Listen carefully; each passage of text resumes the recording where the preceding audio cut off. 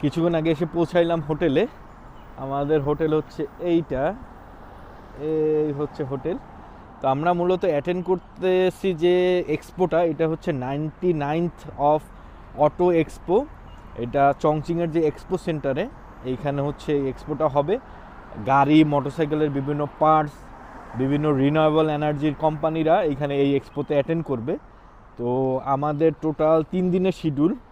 আজকে হচ্ছে hotel checking, registration, তারপর হচ্ছে কিছু অফিসিয়াল ফরম্যাটের কাজ আছে, এগুলো কমপ্লিট করার পর আগামীকালকে আমরা এক্সপো সেন্টারে যাব। সকালে এক্সপো ভিজিট করব, রাতে আবার ব্যাক করব এখানে।